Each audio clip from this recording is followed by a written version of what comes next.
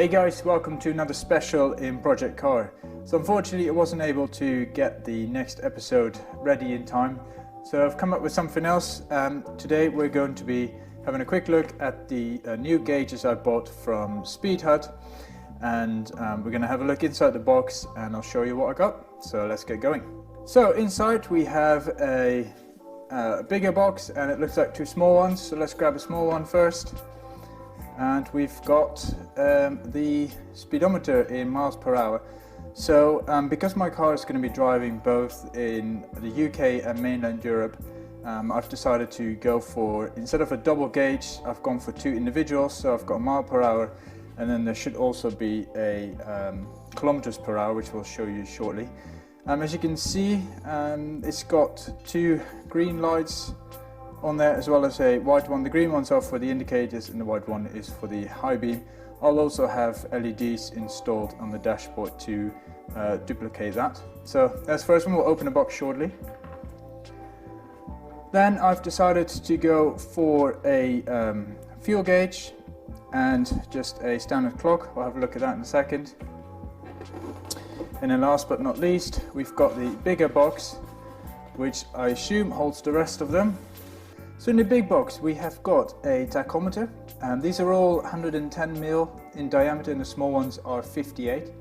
The big one, so I've added the Brunhilde logo as well as the RPM red line that is matching that of the original BMW tachometer gauges. Then we've got oil pressure indicator, we've got the kilometer per hour speedometer. As I mentioned, I'm going to have dual. So I'm thinking of putting the tachometer in the middle and then kilometer miles per hour either side of it.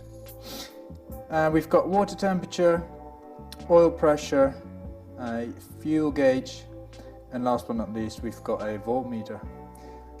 So as you can see here on the speedometer for kilometers an hour, it's got the small digital display here as well, which unfortunately, even though it's a legacy range, I could not get without. So okay, there's a little bit of a modern touch to the car, but I think that shouldn't be much of a problem.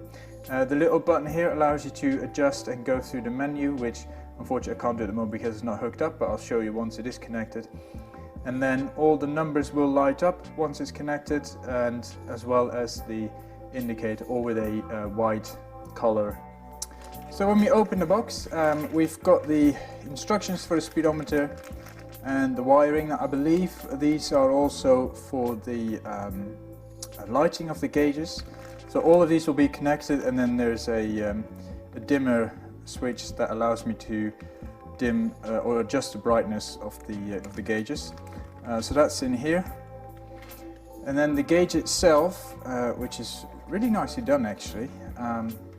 It is properly screwed in place actually. So as you can see, a nice chrome ring on the outside and then a retainer ring on the inside here, with all the wires that will need to be connected to the rest of the instruments and car electrics.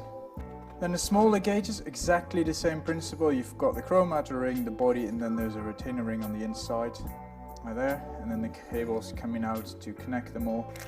And then in here we also have a fuel sender unit that is connected, as well as all the wiring for the lights with instructions. So that's basically it. Like I said, we've got 10 gauges, dual speedometers, and the tachometer will go in the middle. I'm thinking of putting a fuel gauge on the main instrument panel as well, behind the steering wheel. And then I have to come up with a plan to do the other 6. Now I'm thinking of 3 on the main dash, and then as you can see here by the latest central panel design, I'll probably have the other 3 at the top of the center panel with the switches underneath them. Although this still needs a bit of work, so that will come in the near future. But if you have any questions about how I'm doing this or what my plan is with this, then please do let me know and I'll get in touch with you.